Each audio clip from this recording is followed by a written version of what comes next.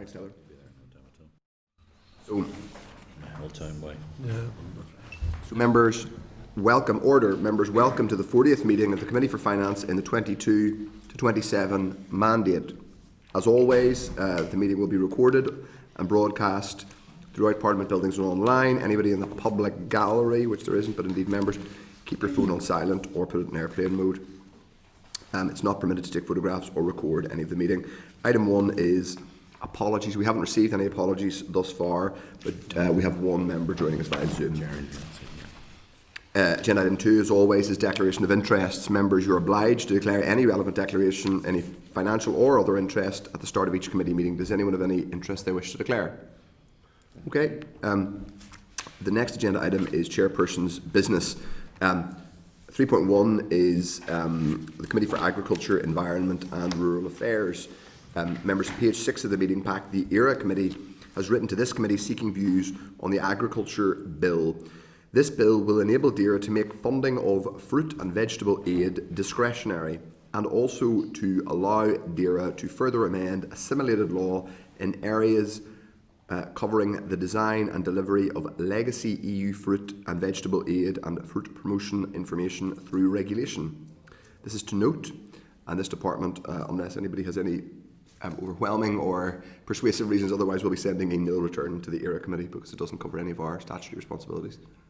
I don't really have anything to say. Well, I don't have anything Sure. to add, but it's just Gemma? that it's actually quite concerning because if this was discretionary and the mushroom industry in the north wasn't to receive any funding, then that would be completely decimated. So it is, again, it's another victim of Brexit. But I think it's a really fair point. I think the mushroom growers have a very difficult situation, but I think you put your remarks on the record, and I think it's not necessarily one for this committee. No.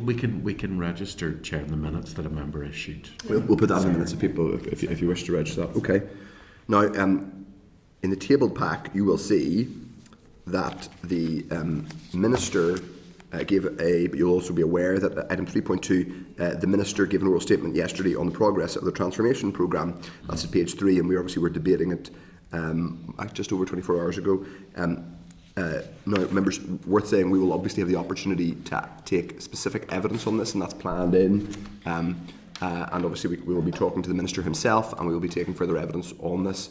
So that is to note, unless anybody wishes to specifically raise something. Mr. Brett. Thank you, Chair. And no, it was just to say it was a welcome statement, and obviously only members, you only get to sort of ask one question, so there's just a number of outstanding questions. Yep. I'm sure a number of members have, probably particularly more for officials than the Minister, so we do have them scheduled in to come along, do we? We will be scheduling, but it's fitting everyone in no, that we need to get through, so it's on our radar to do that. I suppose, Chair, the oral statement did bring us further forward and answered some of the questions. We now know that the terms of reference have been agreed, so what was interim board is now the board, and they are in a position, if they wish to add or subtract members, to bring in expertise, etc. One of the other issues that might be worth flagging up is the Minister announced the non-digital funding, so that there's still 18 projects that we were aware of that are within this digital maturity assessment. However, he only announced funding for 6 of the 11 projects we were aware of that had otherwise moved to stage 2. So it might just be worth seeking clarification on what happened to the other 5. Are they gone? Yeah. Or how is that going to work? Also, the Minister had announced there'd be a further call. So we're just trying to get detail on how that's going to work. The further call, because there's still another 100 and odd outstanding that has not been allocated. 2.5, so we can clarify on that, but we will be scheduling in whenever ready. Albert, it's Dr. Aiken. We will be scheduling in a further evidence session. So I would rather that we get the information but build towards an evidence session rather than have a kind of long series of matters arising where we lose track of what we've asked. I think it's better to build towards a specific evidence session. But Dr. Aiken? Yeah, just a very quick one.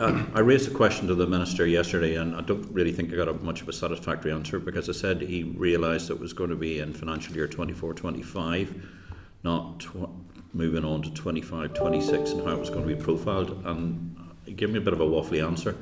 I just would be like to get a bit more detail on how it is being profiled and where it's being profiled. And I think the Chair quite rightly asked a question about how this was all fitting in with the sort of, and it seemed quite woolly. And I would have been much happier if they said it was 24, 25 and 25, 26 that had been put into that sort of financial envelope. But by 24, 25, where does that sit within all the other sort of rounds and the rest of it, and how is it being accounted for? My understanding is, yes, it's not precisely clear when this transformation fund is now near the end of the financial year, so I presume this is not going to be spent, or very much of it is going to be spent in year, so we can seek that clarification. As I say, I do want us to have a moment where we talk about this in a fulsome way, rather than return to it. And I'm not saying that's what but that we have, rather than have a kind of matters arising, popping up every week, because then we lose track of the core points. So we will take note of these and build it towards discussion when we do oral evidence. Those are important questions. Deputy Chair. Yeah, thank you, Chair. And to follow on from Steve's point, whenever you read the statement, it says that this approval means that it allows the spending allocation in 24-25 to include this. So I would just be a wee bit concerned.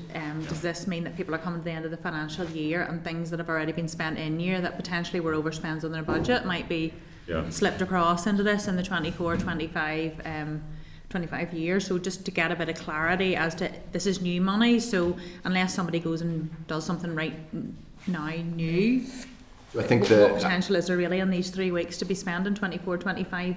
I think that's, so if we get clarity on specifically how any conditions around profiling this, we can get clarity on that, but I think some of the broader stuff, I think that is a useful point for us to get information on that you and Dr. Aiken have raised. And then we can build this towards the evidence session we are hopefully going to have at some point in the weeks ahead. Paul Frew. Sure, not to send anywhere, but maybe you guys can help me. I'm at a loss. What date did they agree the terms of reference? Well, I presume the terms of reference are implicitly agreed when they agree I don't know if they agreed them alongside I have a feeling the 28th date of January. might have been the 28th of February. Was it January? No, or February. It would seem odd because the executive agreed it. I'll check back, but I've seen a date. The executive agreed the allocations of the 20th of January, is my recollection. So I don't know if, as part of that went to the executive, they had an annex or whatever as part of the papers where the terms of reference and people just signed that off as a matter of course, or... But the Secretary of State was involved then, you see. Yes, indeed, there was a paper trail in that regard, so we will ask that question. Yeah. But what I am keen on is that we build towards a specific evidence session where we remember these questions, and since some of these questions will be best answered in an oral evidence session where the public can see that rather than us coming back to it. The only reason I bring it up now is because I thought I had lost it somewhere or missed it. You know. Yeah. Okay. So. Okay. Content. We will move on to item 3.3, which is also relates to the improvement transformation. Yes, just the statement basically, which was emailed yesterday. Yep. We are then moving on to item, the next agenda item, which is 3.4. Don't worry, that's fine. We go back to stay on page 4. Okay, you want to do that? Sorry, it was fine. Because it's related. Okay, fair enough. That makes sense. We're just going to jump ahead to a matters arising item because it is relevant to what we've just been discussing, and it relates to a readout response from the DALO. We previously requested an oral briefing from all members of the board, including the NIO representative on the board. Yeah. The response from the DALO can be found at page 171 of the tabled pack. So this isn't specifically about whether we get a UK official coming to talk to us. This is about a machinery of government change at devolved level. And it is as follows. The Department for PSTB is based in TO in the Transformation Delivery Unit. The names of the two TO officials are provided by the DALO. So, members, obviously we've talked already about what was in the statement yesterday. We are going to have a follow-up evidence session. We're going to keep scrutinising this, and we've asked questions. There are, at page 17 to 19 of the tabled pack, are further details of the non-digital proposals for which that we received details on already. We're asking for details of what was turned down. And at the tabled pack at page 20-24 are details and costs for the 18 projects grouped within the digital landscape review. As we've just talked about, the Minister announced 300k for TO to assess these 18 digital proposals as part of a digital maturity review. £102.5 million remains in the Transformation Fund, which will fund recommended digital proposals agreed by the Executive. The Minister anticipates a second call for proposals in late spring summer. The Board remains responsible to the Finance Minister despite the work moving to the transformation unit within TEO as per the PE programme for government. So, members, we have already agreed to get a clarification on the 5 non-digital proposals and the profiling, which has been talked about by Dr. Aiken and the Deputy Chair. And we're also going to get, as I said, details of the 5 non-digital proposals which got to stage 2 assessment and information on the expected timescale for the digital maturity assessment. And we will also be building towards an oral evidence session. I don't think we have final clarity on whether we're getting the NIO PrimSec or the Secretary of State. We haven't had that response. But I think, Chair, the latest letter, committee had shifted its goal to getting Dr. Harrison, okay, rather than the SOS. I would just to say, though this machinery of government change has happened, that's something that we will want to ask questions about, I think, going forward. I'm not necessarily sure a huge written explanation is best now. It might be that it's best that we interrogate that in oral evidence about why that movement happened. The key official sorry, but you wanted to come in? Chair, that was flagged up to us in one of the early briefings, that ultimately the plan was always to move this into the transformation delivery unit within TEO. I think Aidan McMahon had indicated that. He's still there. There's now additional staff involved from TEO. The Finance Minister still appears to have overarching responsibility and will, I suppose you could say, act on behalf of the Executive in terms of liaison with the Board and so on, and then the Executive will still sign off on everything. So the move was expected, and it has been reflected also in the PFG. But we were always aware that the move was going to be made. I think that the key upshot for this committee is that we are going to have a core bit of scrutiny for us, or an important bit of scrutiny is going to be the work of this transformation unit, because it still reports to the Minister of Finance, even though some of the officials are within the Executive Office. And I personally would say, actually, notwithstanding some of my other comments about the thing, TU would probably make sense to have a kind of centre of government thing driving it, but obviously the proof will be in the pudding. Members content to note all of that. Sure, you want to come in again? Yeah. Just a very quick one, and it was indeed about your remarks, Chair, about the transformation delivery unit. I mean, They're 2 different things. well, here's the interesting thing. Delivery unit is not the transformation unit. If you listen to the Deputy First Minister today on the Talkback programme, she was talking about transformation and how that was going to transform how we're all going to do business, and specifically referred to the Interim Transformation Board and what it was leading into it. Just for my own mind, I would just like clarity about what's the terms of reference of the transformational delivery unit now, and how it lies. I think we can clarify it as a point of information. My understanding is the transformation unit and the delivery unit are 2 different things. The transformation board is another thing, which is the board that signs off, that includes the NIO. Their terms of reference were signed off. We currently assume on the 20th of January, but we don't know. Yeah, that's what I'm saying. In terms of, I'm not sure there would be a terms of reference specifically for a group of civil servants, but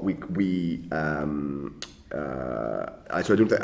I think it's unlikely we would produce this. We can, I guess, ask. It is unlikely. We'll ask what the differences are. And it's just through the Chair. It's the issue is because it's the money. We need to follow the money trail. Yes. Because if there's a money funding line that's held by transformation, it's held by there. We need to have an understanding of where it sits. We don't necessarily have to have an oversight, but we need to have an understanding. We would hope that the transformation boards don't act in silos. Yeah. the money is the transformation fund, and that is still, as I understand it, money that is effectively dispersed by the Department of Finance, albeit this transformation unit sits within the Executive Office. So you're right, we need to keep track of it. I'm just very keen that we do that, particularly that we kind of build towards oral evidence sessions, because I think we are better, I think our minds are better focused, certainly mine is, whenever we have an oral evidence session to build towards, because sometimes I think with matters arising when they crop up at random times, we as a committee can sometimes slightly lose the momentum or the thread of the things that we've asked, and it's important that we don't do that. Okay, but I think we have lots of actions to take forward there, and we have an oral evidence session in the not too distant future. Okay, I think we are now moving on to item 3.4, which is the programme for government 24-27. That was published. If you didn't notice, that's just a note. People, I'm sure, can note that. I'm sure they have their hard copies as well as their soft copies. Okay. 3.5 is an invitation to the Children's Law Centre Annual Lecture 25. I will be sending apologies because it will be a committee day on the 30th of April. But I suppose if anybody else did want to go and send apologies to the committee, I can't stop you, so if you want to, it's there, the details are there. Agenda item 4 is draft minutes of the meeting we held on the 26th of February. Members, if you're content with those draft minutes, I will sign them. Members content, or does anybody have anything to note? No, happy enough. Okay, thank you, Clarida. Now, next agenda item is matters arising. 5.1 is relates to the spring supplementary estimates 24-25. The Minister has written to the committee in relation to the typographical error in the SSE's document. A revised electronic copy has been sent to MLAs. That's to note unless anybody wishes to comment on it. Okay. 5.2 is the 25-26 draft budget. That is at page 85 of the meeting pack. As noted by the committee at last week's meeting, the Department has now published the 25-26 draft budget. At last week's meeting, members agreed to schedule an oral briefing on this at the meeting on the 26th of March. The consultation closes on the 13th of March, and to request a written update briefing on the DOF's own budget position for the same meeting. So, members, this briefing will occur prior to the final collation of the responses to the consultation of the budget and prior to executive agreement of a budget, which is required by the end of March. So this is to note. People are content with that. Agenda items 5.3, 5.5, 5.3, 4, 5 and 5.10 are returns from statutory committees on the draft budget 25-26. Returns have been received from Infrastructure, page 185, Economy at page 192, ERA at page 194 and Justice at page 140. The Communities Committee, by the way, has just been received and will be in meeting packs next week. So, members, it's worth saying these responses are published on the committee. If people are content that they're published on the committee web pages, and obviously we'll be using them for scrutiny, and people can use them whenever we do have oral evidence. Okay. Also included at 5.6 at page 200 of the meeting pack is the Hansard transcript of the oral briefing we had on the 19th of February in relation to the department's 25-26 budget, and that will be included in the committee's web pages. For those who have any influence in these committees, responses are outstanding from Communities, Health, Education and TO. Okay? Members content? Okay. The next matter arising is 5.7, and it relates to quarterly sickness absence. NISRA, to page 210 of the meeting pack. NISRA has published the latest quarterly NICS sickness absence figures for October to December 2024. Members will wish to note the key facts in table 1 of the publication at page 215 of your pack. And other highlights including the proportion of staff with no recorded spells of sickness.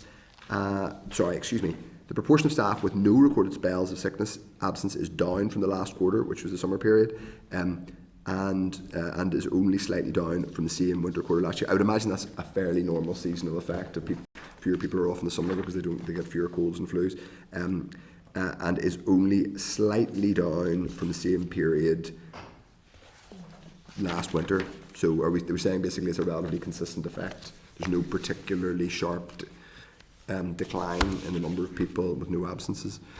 Working days lost per staff remains constant at 3.6. The percentage of available working days lost is up to 0.2 since last quarter. Total number of working days lost is up from 72,700 last quarter to 81, nearly 82,000.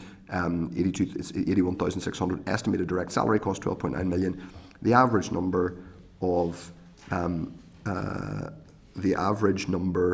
of spell per staff, sickness spell per staff is per staff year equivalent, is 0.2%, which is a constant figure across all quarters in the last year. I find it very difficult sometimes to read out sentences about sickness absence. For some reason, it is particularly difficult.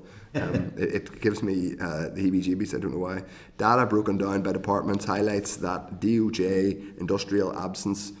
Staff absence has increased significantly along with DFC industrial. There has been a decrease in Department of Finance industrial staff absence. Industrial and prison grade staff again have higher levels of absence and lower grades compared to higher grades at general service level. So anxiety, stress remain the most common reason for absence, as would be expected, and as would be expected during the colder months. Coughs, colds and flus are also increased at an increased level.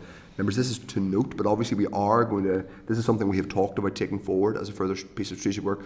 We have quite a lot on our proverbial plates for until the summer. We have our banking and financial services inquiry to put to bed, and we will have the scrutiny of the budget, which is happening in March, and then we obviously will have bits of legislation. But I am keen that we keep on this, and it may be that it's one that we keep on for now and return to and reopen a deeper bit of work later in the year. Does anybody wish to come in on it? Yeah. Okay, Stevie. Just Chair, obviously, I declare my interest, obviously, with my support with the constituents or members of the prison service and ex-prison prison officers. Just looking at the figures, it seems to be sort of the fluctuations in the industrial it appears it does degree to fluctuate, but the prison service remains high.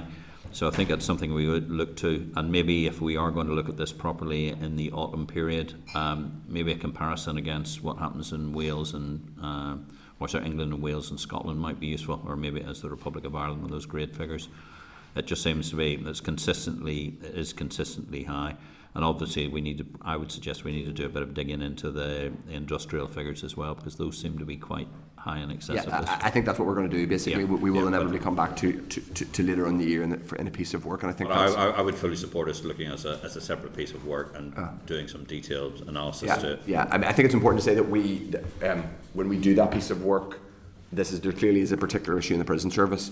It's important, though, for us to be aware of the fact that will be specific issues that are specific and discrete to specific workforces are probably better dealt with by the committees that have relevant statutory responsibilities to examine those workforces. That's not to say it won't come up or we won't touch on it, or members won't have a chance to talk about it or ask questions about it. But I think it'll be more at a strategic level for us. But if members are content, because the next agenda item it relates to the same thing, and it's at 5.26. It's at page 173 of the tabled pack, and that is the sickness comparisons. We previously agreed to schedule an urgent briefing on the sickness absence policy review and wider development, but in the interim, that's the thing that we have agreed to. We've agreed to have that hearing at some point, and then potentially a further bigger bit of work later in the year. But in the interim, asked NISRA to confirm that it fully endorses the comparative data provided in the NISRA 23-24 report on sickness absence, which shows that the NICS has significantly higher average working days compared to that of the UK or Republic, civil service and local councils. The response given indicates that without detailed published methodologies from these organisations, it is not possible to assess comparability of the figures to the Northern Ireland Civil Service. Dates for a briefing to examine in detail all the evidence and information to be supplied has again been sought from the DALO. So we're likely to have that briefing probably before the summer, but not. But then that'll build towards a bigger bit of work maybe later in the year. As I say, on this, I think it's worth just going back and saying we asked to clarify because the department told us you're not comparing like with like, and I think in a narrow statistical sense that is true, but I think that is a relatively academic point, and I also think the variances are so large that you're asking a lot of us to not believe that all of this would be that all of this difference would be accounted for by that's a good idea. So members, if we're content to note, but also to share this information with other statutory committees. Yep. Okay. So now we're moving back. We've got just a few more matters arising. We are going to 5.8, the Public Accounts Committee, page 222 of the main pack. PAC has written to this committee releasing the following reports: the non-domestic renewable heat incentive scheme and assessing progress with the implementation of the recommendations, and non-domestic RHI assessing progress with the implementation of the public inquiry recommendations. Brackets second report. So I probably should have phrased that slightly more quickly without reading out the full report titles. But anyway, included is a correspondence from the Finance Minister to PAC, which indicates that the department will be monitoring the implementation of the action plan to complete implementation of remaining recommendations. as the PAC no longer holds primacy, it is for us to decide how we factor it into our forward work programme. So members, is to note, but also I give you my view, which is that I think this is one for us to have ready as we continue our various bits of work. One being what we've just been talking about, which is civil service sickness absence, but that's part of broader kind of strategic civil service scrutiny. And I think this is something that we will want to keep an eye on. I'm not proposing that we push for, because I'm not sure we have precisely the time yet, but we will have an oral evidence session with the Minister in a couple of months' time, where we can raise it. We also, for what it's worth, have the Permanent Secretary in front of us today. I don't think it's totally out of order for someone to ask a passing question should they wish. But I would suggest we have this sort of there as one that we'll need to go back to. Bring in the Deputy Chair. Thank you, Chair, and just to declare an interest, I also sit on the Public Accounts Committee. I think that it's really good that this has been released in this way, so it just means that as Finance Committee we can keep, as the Minister put out the statement, the updates, the table, so it gives us the opportunity in this committee just to keep an eye on that table on an ongoing basis, so but it's just good to have it there, so if we do have questions, yes, I think bring so. them to committee. I think we should have it, given that we have lots of other things that we are, like the legislative delays and a couple of other things that I think RHI is one of those things that we need to have in the back of our minds, albeit our work programme for the next few months is, I was going to use a colourful phrase, but I won't. It's full, is what it's full, but it's definitely something we will have to revisit and keep an eye on going forward. Okay, the next item is AI in public services in Estonia. It's from the Economy Committee. The Economy Committee afforded a paper on AI and public services in Estonia, and it has lots of interesting observations from an academic at Queen's, Dr. Vincent Charles, reader in AI for Business and Management Science. We have talked about at some point engaging with the Estonian government on how they deliver public services, and we may return to that, but that's to note at this stage. Yep. If anybody wishes to talk about it. Okay, now we're moving to the tabled pack. Communities Committee, Employers National Insurance Contributions. The Communities Committee has requested a copy of a note of the minute of our recent roundtable event with the Economy Committee. If members are agreed, we will send them the Hansard. Agreed. Agreed. Okay. The next agenda item is DALO, is a DALO readout to several DALO readout responses. So starts at page 152 of the meeting pack. So, which has the table on page 152, and the first of which is Treasury funding to cover the rise in national insurance contributions. The Department has again provided information in relation to local government finance settlements and highlighted that there will be no additional barred consequentials as a result. Figures have been provided again in relation to estimated costs for departments, NDPBs, family service providers and local councils. So members, this is to note, as the barred consequential cannot be determined until the Westminster main estimates process concludes, which is frustrating, but it is what it is, and I think by the time we know what the consequentials are, it may be too late, but anyway. Anyways, any comments on that? Thank you. Right, the next is on domestic rating policy. It's page 158 of the tabled pack. The committee had requested that it is fully informed about the results of this consultation in due course, and as one would hope, the DALO has indicated that they are content that we are kept fully abreast of the outcome of that, but I think that's very important that we've registered that. The next agenda item is, the next matter arising is cash advance to the Department of Finance pensions from the Consolidated Fund. The committee requested clarification, page 159, the committee requested clarification on the need for this advance. Detail has been provided which indicates that the need for this arose due to an anticipated, I should say, just to be clear, not unanticipated, an anticipated increase in lump sum payments which was identified during preparation of SSEs. The Department indicates that given the timescales involved, it was not possible to inform the committee at a prior stage. That's to note. If anybody wishes to talk about it. The next item is at page 160. Excuse me. The committee asked for further information on the capital easements as a result of ongoing legal challenge. This is in relation to a procurement challenge to the award of a framework agreement to be used by CPD to deliver small construction works not normally exceeding £500,000 each in value. The case is scheduled to be heard in the High Court with a start date of the 31st of March. As the framework cannot be used, delivery of such projects is being delayed across departments, not health or education, which is interesting. Also, during consideration of the supplementary estimates, the committee asked for an oral briefing on contingent liabilities. This will take place during today's meeting in closed session. In advance, the department has provided the detail on 23 contingent liabilities, which is at page 219 of the tabled pack. I am quite concerned about this, about the delay. We are effectively in a position where loads of small works can't happen because there's a legal anomaly.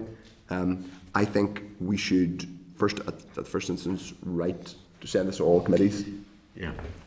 If members are content, and ask to be kept. If the case is just starting, and I suppose it is, I think it's worth asking the department whether, what if any projects are going to be jeopardised, and these are relatively minor works that we have. But if there's any project, if they're confident that if they're confident that this won't jeopardise funding for specific projects in a major way, i.e. to the extent that it won't proceed, I just think it's worth us clarifying that. And also sharing it with other departments. Okay, members, that's to note otherwise, unless anybody else wants to raise something. The next readout response is PAC report on child poverty. The committee asked for an update on the department's work, including engagement with stakeholders and the timescale for the development of an action plan. The department indicates that further detail will be provided in due course, and the intention would be to have an action plan in place for autumn 2025 to give departments time to plan for greater collaboration. Okay? That's to note that information, members. Okay. 5.18 is Dallo readout response on the cost of doing business. That's at page 162 of the table pack. Members had asked for clarity over the research on cost of doing business. We specifically asked whether it would take into account rates, just so we could be clear about that. And they have confirmed the research will provide the Minister with evidence for support or mitigations to ease the impact of the changes of national insurance employers' next contributions. It also indicated that researchers will draw some conclusions on the cost of doing business.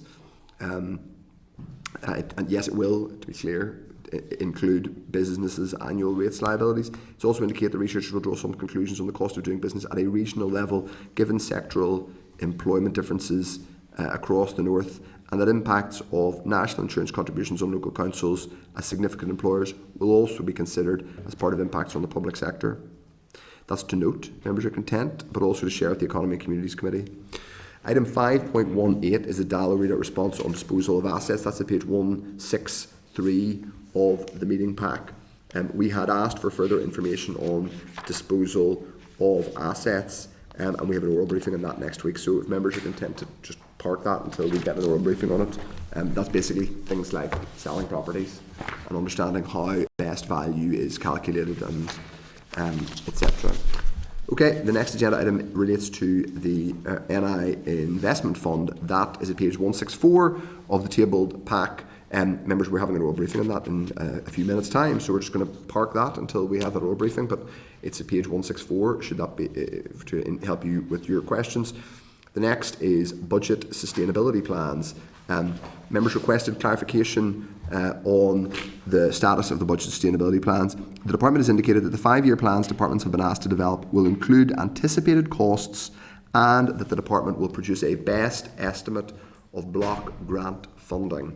This will not be an indicative budget, but it should aid understanding around any potential gap between anticipated costs and estimated available funding. It is indicated the committee will be provided with a copy of guidance when it is formally commissioned. Just so I'm clear about that, that's commissioned as in the guidance that they give to departments in their returns. Yeah. I think that's another one for us to keep an eye on. I think that's going to be really, really important, and I think genuinely that is quite a good thing that is happening. There is going to be a 2-year budget, so it's multi-year to the extent that it's going to be 2-year, we assume, although there are some dark, unfortunately, warnings about spending changes that are happening in the UK budget, which is going to affect us, and we're going to have to keep an eye on too. and we may want to think about doing additional work on that and scrutinising how that will impact us whenever there is a spring statement. But I think this is really important that we keep on top of it, and it's useful to know that this is happening, and I would, for what it's worth, actually welcome it because I think it's helpful. So members, I have got to get you to, I'm getting accosted and told to get everyone's agreement that we note the response and copy it to other statutory committees. Agreed? Okay. Now, we have some other matters arising, just to run through. We actually have a couple left. This is for additional readout from the 12th of February. We've got 2 weeks really of readouts that we're going through, and they're at 5.23 to 5.27. The one is the Dallow readout response on further DEL allocations 24-25. We sought further detail on how Barnett consequentials had arisen. That is given, it's at page 169 as I said, that relates to the funding which happened a few weeks ago. The Department provided detail on how the additional 17.1 million arose as a result of Storm Eowyn. Sorry, how the 17.1 in non-ring fence DEL and the reduction in capital DEL of 3.5 million arose. They provided that detail and they indicated that the departments were able to identify pressures not relating to Storm Eowyn. It also confirmed that increases in NICs will not take effect until 25-26, and bids submitted by departments relate to 24-25. The departments have the flexibility to use easements in these areas to meet other pressures, and also how the figure of 2 million for TransLink was broken down, with 0.7 million relating to lost income and 1.4 million of estimates for repairs and remedial action. The department has also highlighted that under managing public money, NI, central government organisations should not generally take out commercial insurance because it is better value for money for the taxpayer to cover its own risks. Okay, members are content. Do anybody have any questions? I mean, I'll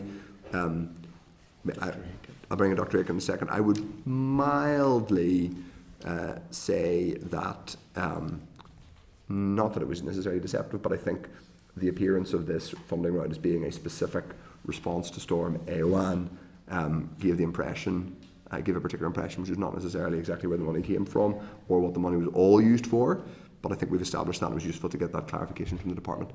Dr. Aiken. Oh, just a very quick one. I mean, I'm just surprised the sort of buses and trains off for a day cost 0.7 million. Just as an observation. Yeah. That is so. I mean, the lost income is 0.7. Yes, 1.4 million is repairs and remedial actions. I think we can share this with other departments. It might be the infrastructure department finds that information useful to see. Sure. If members are content, share it with the infrastructure committee. Yeah, people content with that. It just seems to be that, you know, maybe we do get £255 million a year from buses and rail fares. I mean, I don't know, but it just seems quite a lot. But I just yes, please. Yes, I mean, I don't know if they've calculated that based on one day or I know, or a few days. Obviously, there's a couple of days of stormy weather around on the previous week. Okay, so but in any case, I think that is probably the detail. That is probably one for the infrastructure committee to be across. Okay, so that is that, members. Now the next one is on strategic lawsuits against public participation. The committee had requested an update on cross-departmental work in relation to SLAPs. Information has been provided in respect of work within the Department of Justice during the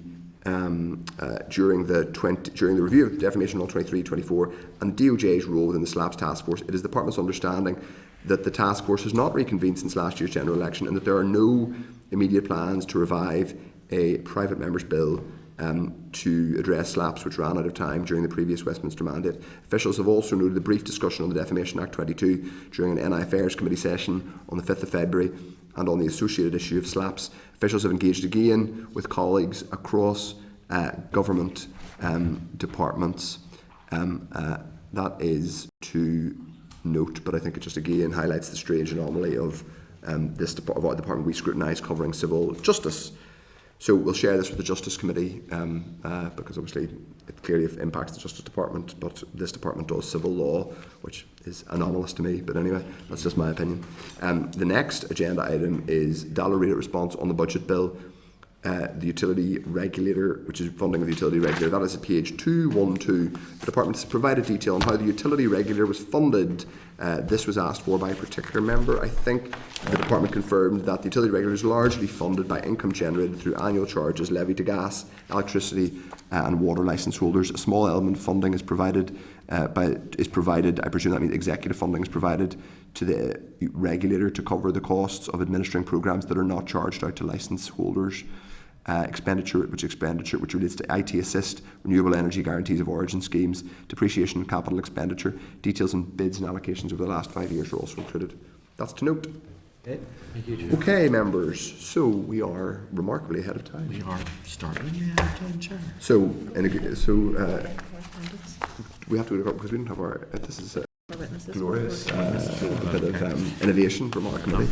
So we're going to move to our correspondence. Correspondence, page 22. This is page 22. So on correspondence, we have first item of correspondence is the Lay Observer's Annual Report 23 to 24. This is page 289 of the meeting pack. You will find a copy of the Lay Observer Annual Report 23 to 24, which was laid in the Business Office on 26th of February. The Department of Finance is the sponsor government department. The Lay Observer for Northern Ireland currently has a dual role as Legal Services Oversight Commissioner, as the secondary legislation necessary to enact all of the LSOC powers has not been made. However, the Commissioner states that it is now intended that legislation will be made in September 2025. Now that is interesting. Does that mean that's legislation we are going to have to scrutinise? One would assume, Chair, we did write to the department, I think, very early on in February 24, urging that it would come through. So it's now pretty much on the radar. That will be secondary legislation, so it will be the normal SR process. So nothing massive. Okay, fair enough. I think again, not to hop on my hobby horse again, but it does again highlight the slightly bizarre situation that the Department of Finance is responsible for sponsoring the Legal Services Oversight Commissioner. We have loads to do, from the scrutinising the budget to civil service reform to public service transformation to banking and finance. And I just don't understand why we're not that this is, I'm sure, a very necessary piece of secondary legislation, but I think it would be better dealt with by the Justice Committee and the Justice Department. But this is specifically legislation that this is oversight of barristers and solicitors, isn't it? And we're still doing it. Goes back to the Chair's original point. Yeah, no, but even this one's even more than normal. Why this is a part of it? Why this is a problem is members on this committee who want to do their jobs well will want, and which is all of us, will have to brief ourselves when it comes to secondary legislation. Our time and our researchers' time and the clerk's time will have to go on preparing briefing material on this important, though hopefully relatively routine, bit of secondary legislation when we have loads of other things to be doing, and it is not a core part of the scrutiny of public spending and funding public services and fiscal framework and all of the other many things.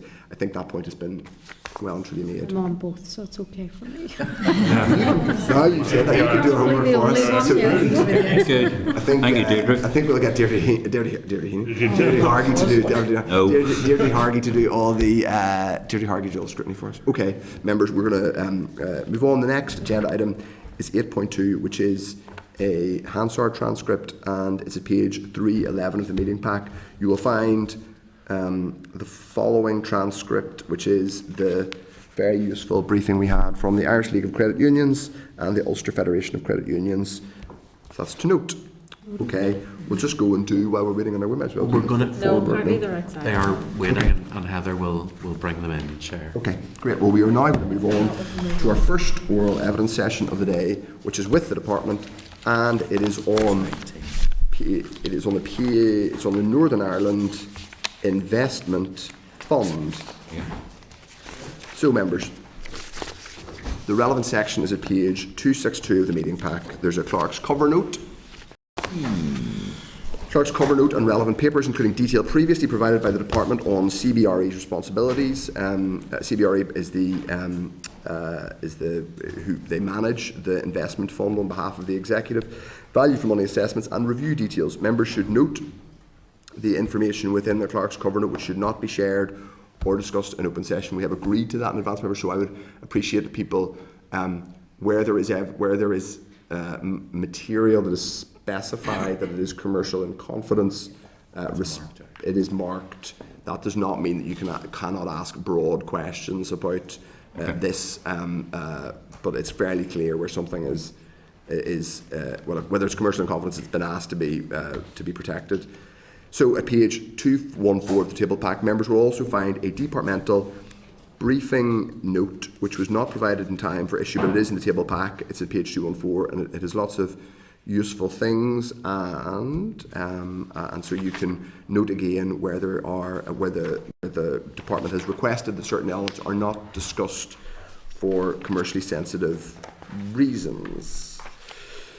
The Permanent Secretary, Neil Gibson, and other officials are attending today's meeting to brief us on the NI Investment Fund, including CBRE's management of said fund, and to answer any questions members may have in that regard. So thank you very much for coming. Neil Gibson, Permanent Secretary and Accounting Officer, Patrick Neeson, who's Assistant Secretary in Public Spending Directorate, and Ian Fleming, who is Principal Economist in SEAM. Thank you very much for coming, and please, Neil, do make a brief opening statement. I'm sure there are lots of questions, so members, as always, indicate to myself or the clerk. After you, Permanent Secretary. Thank you, Chair. Thank you, members. Good to be back with you. As you've remarked, we've provided information on the investment fund, which I hope members will find useful, and I'll try and keep my opening comments brief so that we can get quickly to questions. I think the most important thing to say at the beginning for the investment fund is that it was designed and originally conceived as a way to avail of the FTC finance that was proving challenging, indeed remains challenging, to fully deploy, but was also designed in a way that would give sufficient latitude and freedom to the fund manager to be able to make the investments that potentially would then repay to us, but also that it protected its private sector classification and therefore was eligible for FTC funding. We've set up a range of governance mechanisms, most specifically the Scrutiny Board, which oversees the work of the fund manager, CBRE, and I meet regularly twice a year with the Scrutiny Board to discuss and make sure that I'm getting the assurance that I need as the overall SRO. The fund, background of the fund is really back in 2017 when it originally was originated with 100 million of FTC. That was increased to 150 million in 2023. And there's about 170 million of loans that have been lent under this particular programme to date, because it can recycle the repayment of the loans that it gets. A couple of things that I know we'll pick up in questions that the committee had raised concerns about was one around the type of sectors that the fund supports. And that has clearly evolved over time. There's an original remit set out in 2017, but I think as we'll all recognise, the economy in the world has changed somewhat in the intervening period, and so the nature of the lending that it has had has changed accordingly. They, of course, as a fund, have the expertise in terms of what the market's asking for, where it requires finance, where it needs money, and where it can't access that from other sources. Not something we would necessarily have the expertise in-house to do so, and therefore there's an element in which the lending profile reflects the demand that's out there in the economy at any point in time.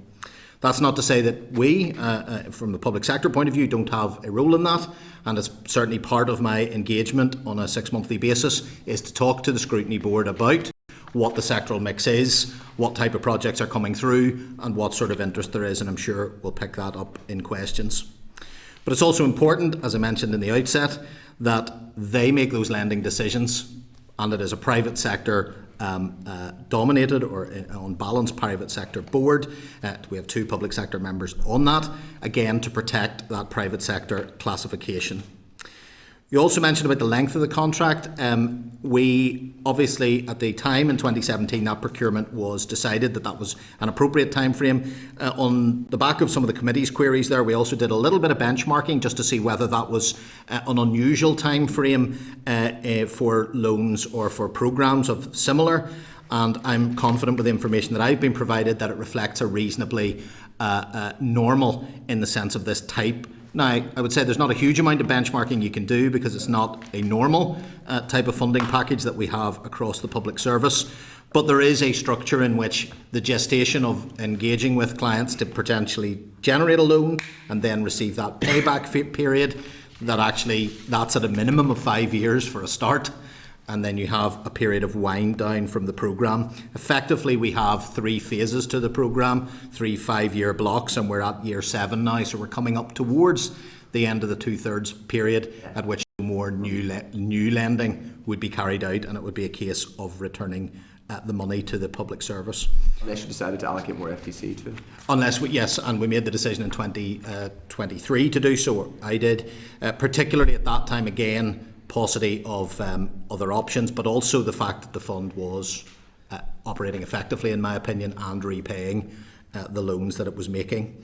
The last thing I would say on FTC by way of intro is we do, as a department, do our best to encourage others to think of ways to utilise this particular funding stream. Now, Department of Finance doesn't have a lot of private sector direct engagement. That tends to happen in other departments more. So we engage regularly at officials at FD level to encourage use of FTC, but it's not something we necessarily have within DOF, those relationships with the particular organisations who might be able to avail of it. Having said that, something that you've been made aware of as a committee, in recent times we have established a budget sustainability group. Its early work was around getting the budget sustainability plan created. It's now looking into 5-year plans for departments, and part of its work stream will also be to try and look at all the opportunities for availing any money that's available to us and FTC within that. And I'm very encouraged. I mean, many departments are looking at other ways of doing it, but particularly fruitful conversations with DFC at the moment, who are looking at potentially new ways that they could deploy FTC. In reality, it's very likely that most FTC would be deployed out through other departments who would have much more engagement with the private sector than we would typically have in the Department of Finance. So in summary, very happy to take all questions that the committee might have, but I believe that we have, I believe that I have as SRO confidence in the operation of the fund and CBRE as fund managers. Okay, that's a helpful clarification again. I suppose to start off with, it would be useful for you to explain your view of the purpose of the Northern Ireland Investment Fund. Well, when we look back at its original remit, I mean, crudely, and there's detail in its original spec, was about trying to promote economic development. Now, in 2017, there was particular nuances around what was felt to be, which maybe if we looked at in a 2025 lens would change slightly, but in very crude terms, it would be to try and support economic development throughout Northern Ireland and utilise this potential funding stream that must be provided to and controlled by the private sector. So I didn't hear in that specific words like regeneration, low carbon. I didn't hear the word jobs, but if you look at some of the various things that have been said about the Northern Ireland Investment Fund in different places online, you do hear those words. Is it just an investment fund to get a return? No, I used economic development in its kind of broadest sense, and that covers many of the terms that you've used there. When we think of the importance that you would place, for example, in my short time, the need to provide more capital in the green growth area was a feeling that the fund might be able to play, but actually we weren't seeing a huge amount of demand for that type of funding, and obviously we've a limit to the demand. We're not involved in the generating of the demand. So I use the terms economic development in its broadest sense, which does change even in what seems like a relatively short time. What the economic development priorities might have been in 2017 would be somewhat different than they would be in 2025. You say that you have no role in creating the demand, but isn't that sort of what this is about, in that it is an economic lever? It's not it's not direct spending, but nor is it commercial financing. It's backed by the state. Does the department give no guidance? And did it give no guidance to CBRE whenever it was created? No, Patrick will come in with some of the material on how the original contract was set up. Yeah. But we do have guidance in terms of, so for example, when I meet each 6 months, I'd be taking the temperature of the minister. We'd be looking at what we now have a programme for government. We'd be looking at what are those priorities, how can we encourage But equally, the fund and the scrutiny board is set up to look at what opportunities come through the door. They can do marketing, they can try to encourage, but ultimately, if nobody's coming and asking for that, they have to be able to service the loan. And if they don't believe that loan can be serviced, then they won't make that lending decision. Do you want to explain a bit what was in the contract then, Patrick, back in 17-18? Well, the contract included the kind of overarching investment framework that the fund and the fund managers had to live within and will be assessed against in terms of their performance. So the operation agreement includes this framework, this fund strategy, so it gives the overarching objective or aim of the fund. It set out the sectors that the fund should look to invest in. Could you, Clive, just summarise the aim of the fund? I can read it out to you. That would be most helpful. So its mission is to address market failures and accelerate and increase investment in private sector-led development, infrastructure and low-carbon projects. So go back to address market failure and with a specific... Accelerate and increase investment in private sector-led development, infrastructure and low-carbon projects. Now, there's a lot within that, and once you get into the specific sectors the fund can invest in and can't invest in, then it kind of broadens. And we'll also come on to what it can't invest in, but I suppose if you were reading a description that said... And by the way, I'm strongly supportive of the use of FTC and have been consistently, and I'm supportive of this fund existing, but I do have questions. One of them is, if part of the core purpose articulated is to address market failure and also focus on low carbon, is funding a car park in the middle of Belfast really a good use of that money? Well, it's once you get into the sectors that the fund can and can't target is when you can see how there was scope for supporting a car park that was part of a wider development within Belfast City Centre. So, for example, one of the sectors the fund was asked, or CBRE were asked to target, was capital investment in physical development and infrastructure that directly supports economic growth. So you can see how in that context a car park is a legitimate kind of project to support. Possibly, but that brings me back to the first thing, which is market failure. I genuinely struggle to see, and by the way, it's a very good car park. I park in it myself occasionally, and this is not meant as any statement of criticism of the car park or the people who operate it. It's a good car park, but I personally would wonder, first of all, I mean, there's very few jobs are created by car parks. They are, by definition, automated, among the most automated fixed asset, businesses you can create. But also, I mean, this car park's right, for those who don't know it, it's in the Grosvenor Road. It's right in the middle of Belfast. It's very close to some of the most famous hotels in Northern Ireland. It is right across the road now from the biggest transport infrastructure hub in Ireland. I genuinely find it baffling that is our commercial lending scene so bad that the market wouldn't lend to someone to put a car park up right there?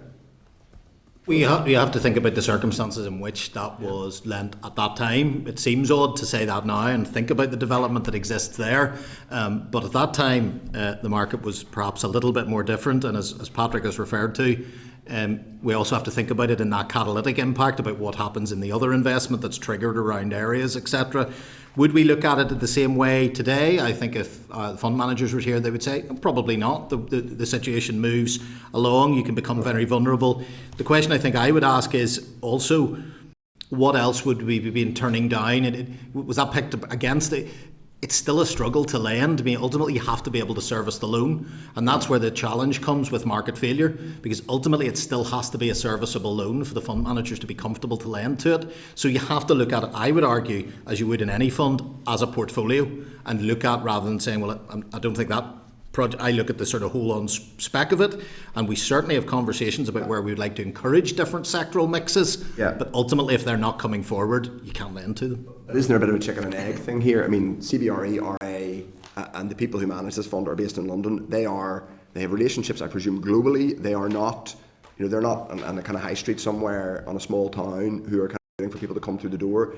We are paying them. They are earning a pretty decent fees to go out and market this place, and there's a list on the Northern Ireland Investment Fund website which includes, it's relatively broad, but it has office, industrial, warehousing, hotel and leisure development. Now, there are some of these clearly have been fulfilled, but it has things like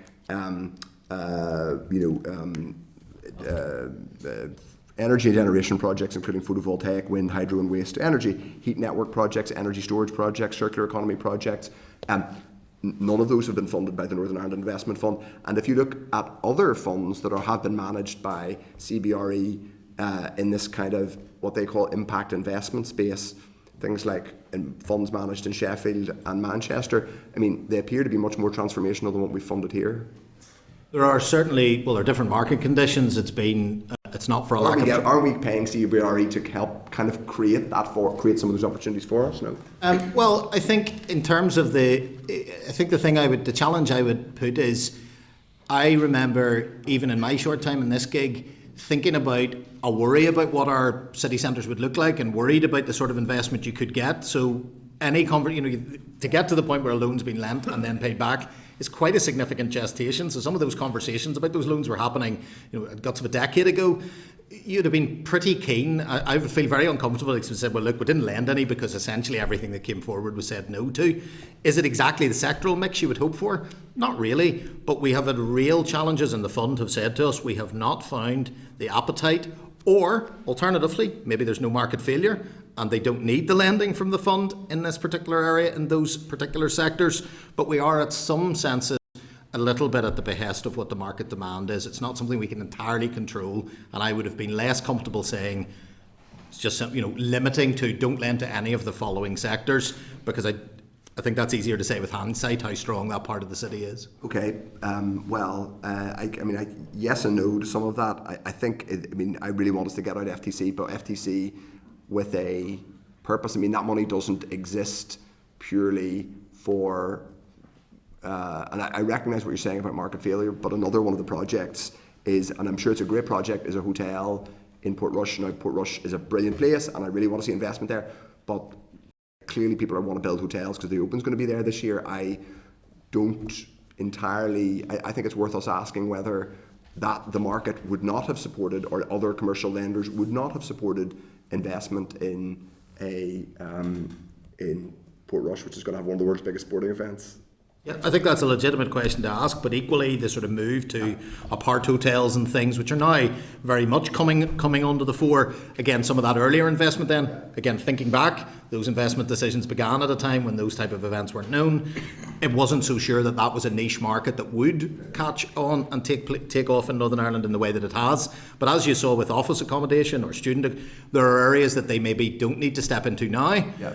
But when they were having those initial conversations, those can be years in the making. Yeah. Maybe it wasn't just so clear that those would happen. On one, you talk about market failure, this is a slightly tricky area.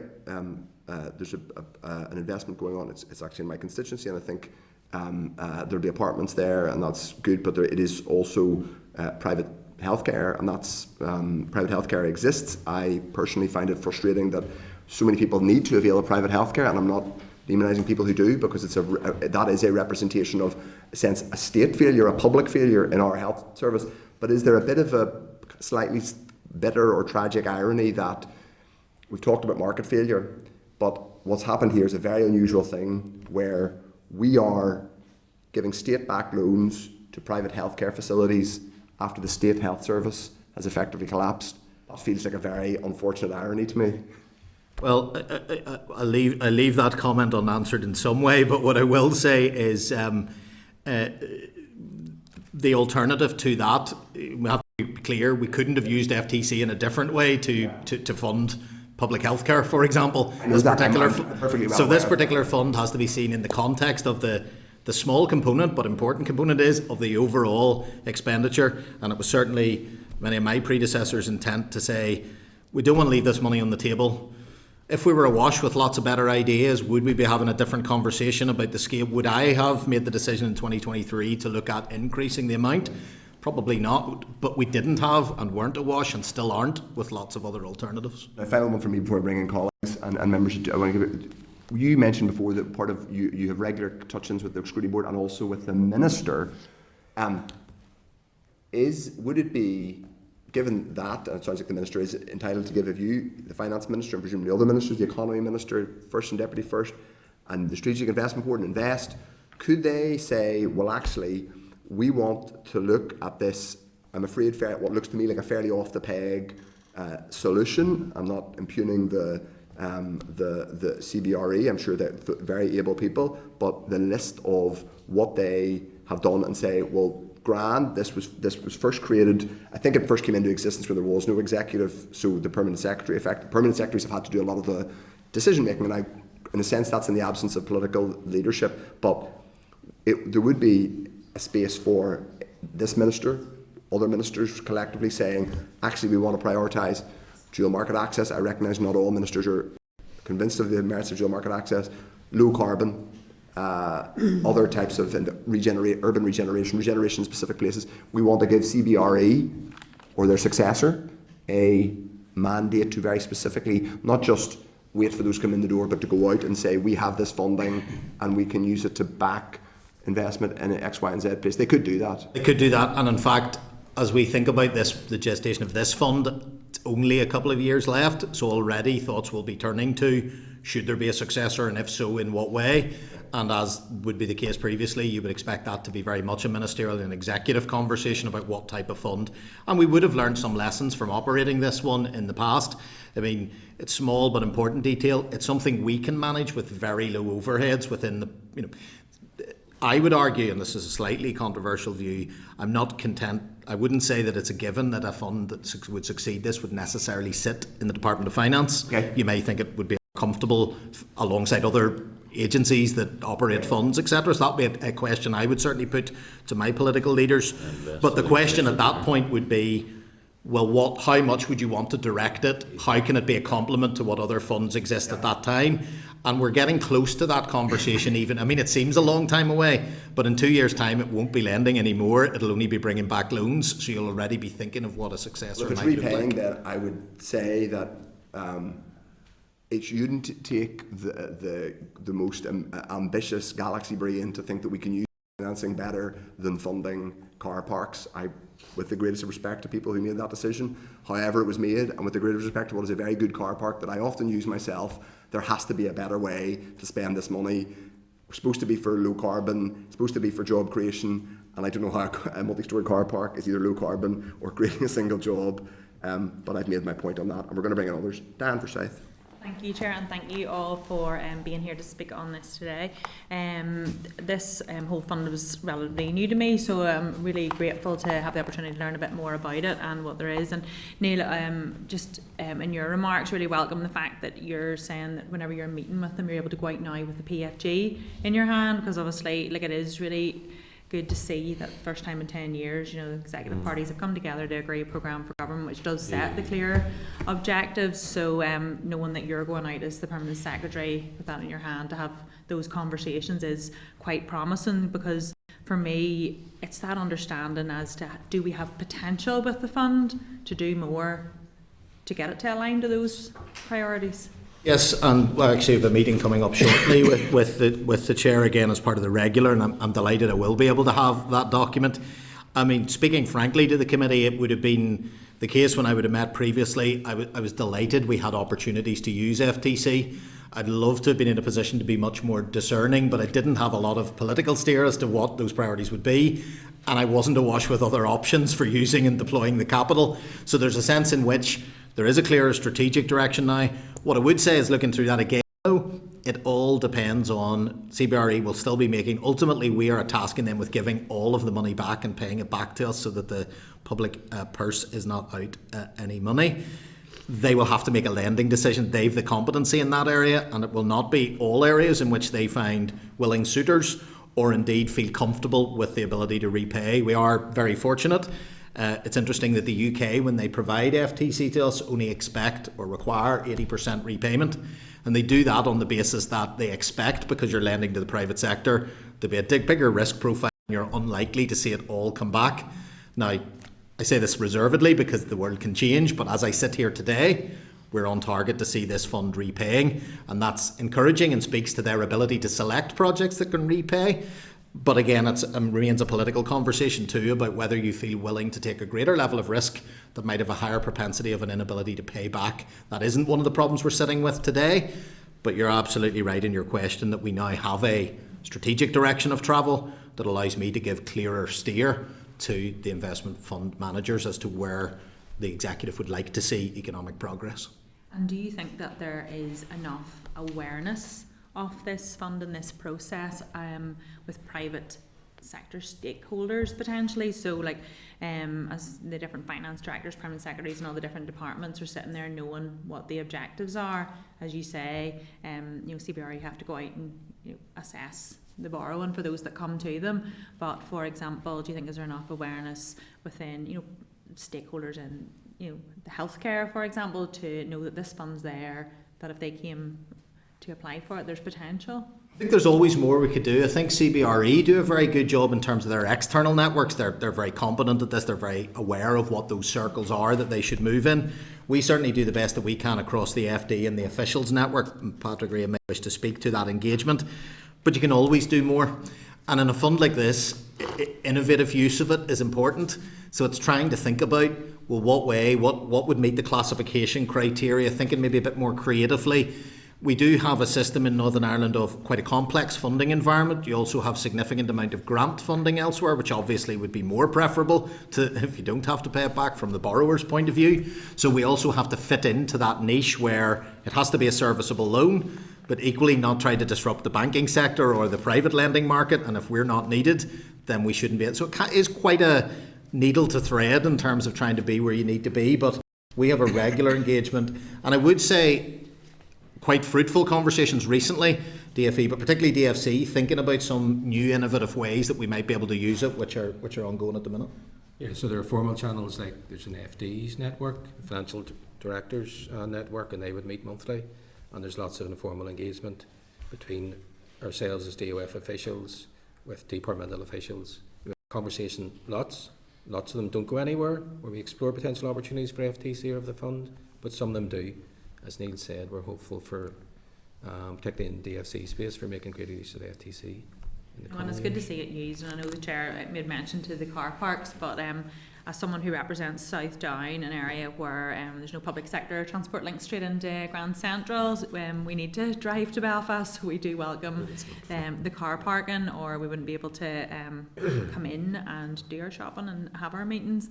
Just one final one from me. I had a question into the Minister there, came back at the start of February. It was about the amount of interest earned on the investment fund, quite a substantial increase in 2024.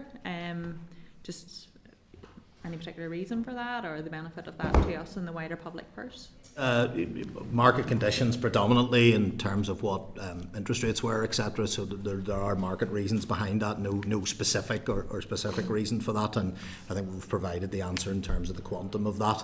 And again, the fund is not set up to make profit as a sense, but we are. The intention is that we'll get the full amount of capital that we provided back alongside some interest. Okay, Jerry Carroll.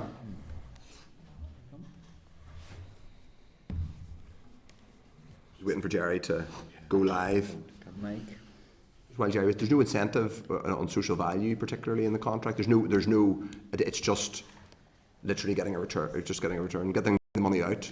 There are key performance indicators that CBRE are assessed against. So it's number of jobs supported, kind of redevelopment space. There's a kind of carbon. Car parking space is created. Jerry Carroll. Thanks, Chair. Thanks, Neil and team. Neil, sorry, just to go back to the point, Diana's last point. What is the interest rate paid by companies who avail of the fund? Sorry. It depends. It's determined by the fund and market trading conditions. We don't get involved in the setting of the lending rates. So there's no set rate. It's just up to CBRE to detail that. It's essentially it's what's known as SONIA plus 4%. So SONIA is like an EU reference rate. So it's essentially a commercial rate of interest. So higher than, say, the normal Bank of England rate normally. Yeah, it's a commercial lending rate, and it has to be a commercial lending rate for state aid issues. Okay, and Neil, so obviously this is a private sector sort of fund, which obviously is problematic because the public sector can't avail of it. Does that sort of include like cooperatives and other sort of similar type organisations who can avail of the fund, or are they eligible or not? Yeah, it all depends on the formal classification, and there are some, but essentially they must be determined to be private sector by definition. There are a few that sometimes would surprise where they fall on that spectrum, but yeah, that's a classification we don't make. Yeah, as long as it's not classified as the public sector, essentially. And is that classified by who would that be? Sorry. ONS do classifications as bodies. Yeah, we don't. Okay. And just another quick question. So the scrutiny board, who sits on that? I mean, are there former civil servants on that?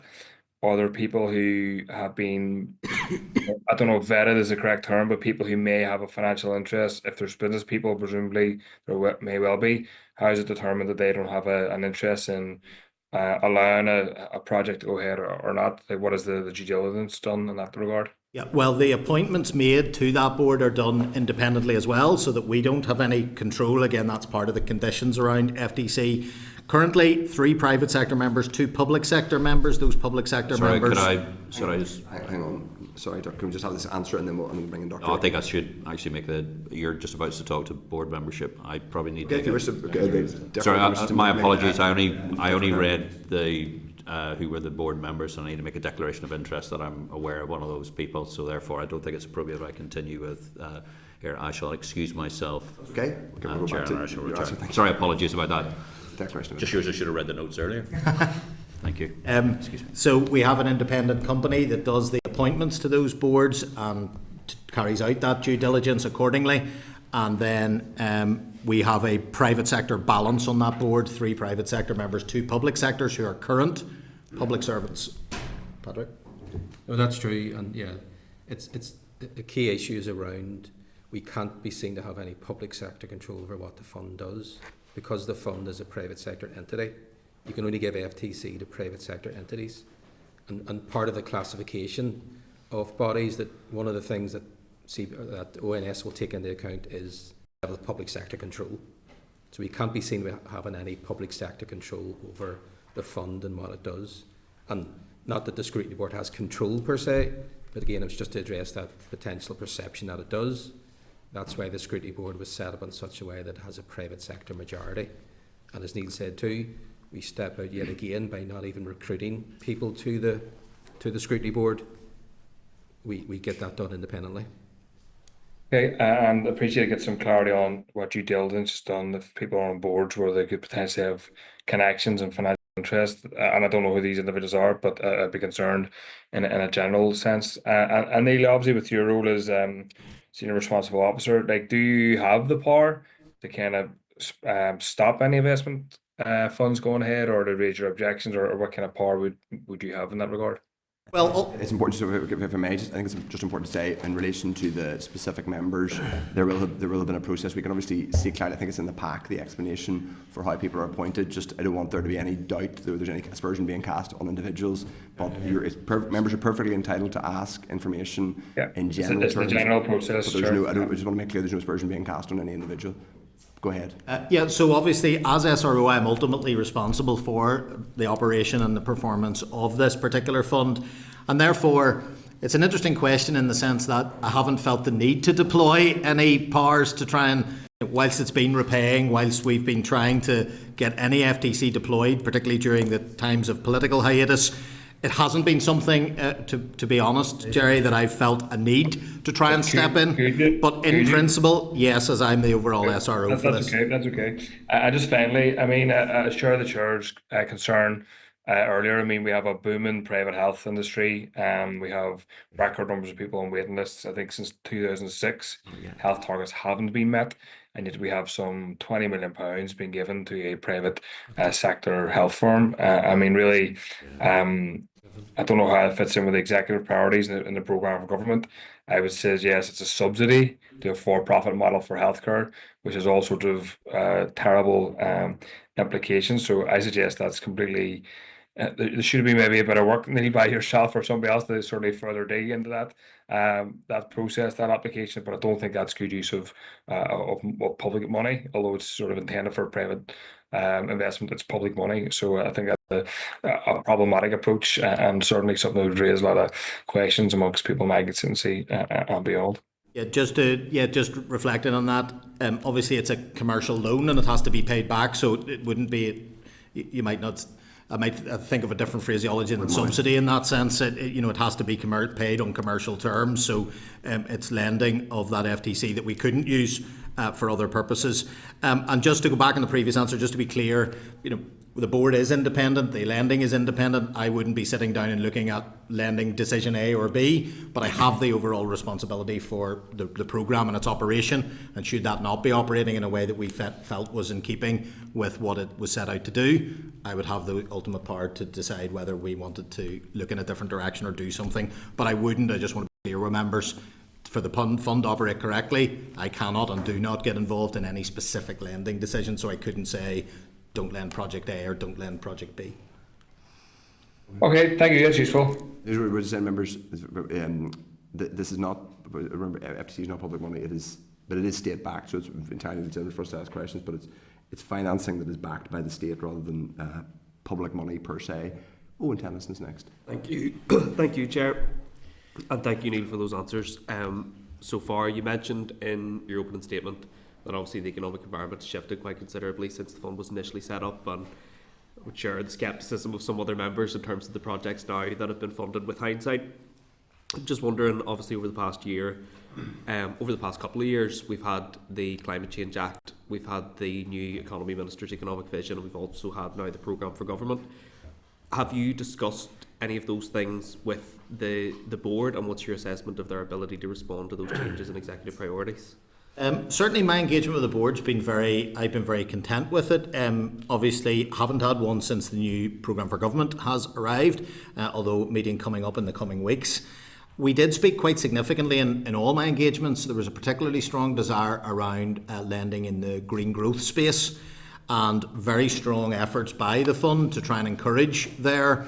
And we have still some opportunities they're exploring, but I'd be honest in saying they were finding that a more difficult market to trade in. As I say, I'm not sure whether that was because those organisations could find the funding elsewhere and didn't need to avail of it in that way, or whether it was a more concerns about other reasons from funding. But it wasn't a lack of interest. It's certainly been a feature of, we've discussed things like regional balance, we've discussed things about the sectors that have been coming forward. I would discuss with them what the sort of pipeline was like, what type of interest they're generating.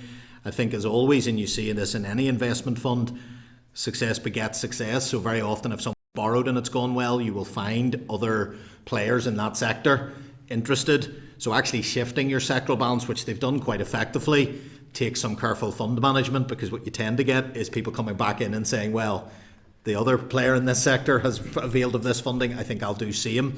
So actually shifting sectoral balance is quite a challenge. But now, as mentioned in previous answers, we do now have a document that allows, again, a different level of engagement with that board to talk about what the priorities might be for the remaining 2 years of its operation. And if we were to sort of look to after this next 2 years and looking at a possible successor to the fund, what lessons can we draw in terms of how the fund's set up to make it a little bit more agile? Obviously it's independent, but we want to ensure that it is consistent with what the executive's trying to achieve. Is there anything that we would do differently in that sense that you can identify now? Yeah, I mean, it certainly will look back. I'm sure we'll do a proper lessons learned. I mean, early reflections for me are, as a part of a broader church of support that you offer, there's something to be said about the nimbleness and the agility, the pace at which they can do meetings, and the number of staff I have to have involved in oversight is incredibly small. So setting up a board with the right terms of reference and trusting them to do a job, there's something to be said about that. There's networks that they have, skill sets that we wouldn't easily have within public service. But for me, I suppose an early reflection would be just its complementarity to other lending. And as I mentioned before, that's not something that DOF does hugely. So I think it would be important to see it within the lending landscape of other economic development support mechanisms we have, and how this operates as a complement. I think the other thing you have to look at is giving it enough, and this one I believe has had, flexibility, because the world does change. So what you'd set out at the beginning of a 15-year project probably will not hold for even the first few years of that. An emergency will come up, or the priorities will shift, and they need to be able to respond to that. So creating very strict do's and don'ts probably doesn't work. What's best is a very significant level of engagement, and I think what hopefully with political stability going forward, that will allow greater political engagement with that in terms of setting a direction, strategic direction of travel that then officials can reflect through to the scrutiny board. No, thank you. And you mentioned some of the barriers in terms of those low carbon projects, and I'm particularly interested in the opportunities to support renewable energy. Could you elaborate a wee bit just in terms of what those barriers are for that particular sector? Is it, things in other departments around planning and market support, or what are the challenges to securing that? Yeah, it's been mixed. I mean, again, I'm not, I don't sit in all the lending meetings, so I'm really taking this from the sort of feedback from the scrutiny board. A lack of demand early reflected perhaps infancy of the industry here and maybe not the number of players locally. We've certainly heard the anecdotal stories about be it planning or other constraints or concerns, but really those meetings weren't queuing up to have those meetings with us. So it's probably a combination. Infancy of the industry at the early part of this fund, possibility of funding available elsewhere. There are some investors with significant pots of money that maybe don't need to turn to a commercial lending environment to do it, but it certainly hasn't proved an easy in for the fund to find people in need of this type of capital. It hasn't, sorry. It hasn't. No, it's not proved easy. Well, that's useful. Thank you. And I guess just one final substantive question there. Patrick, you had touched on this briefly just before Jerry came in, but you're talking about some of the key performance indicators. I was wondering if you could just remind us of those. I can give you details. They're set out in the operational agreement. So there's one around the amount of land redeveloped. There's another around the amount of floor space redeveloped. There's one about jobs created or safeguard, and the final one is around it's a carbon-based one, so it's kilowatt hours of savings of carbon. So there are the four that are in the operational agreement.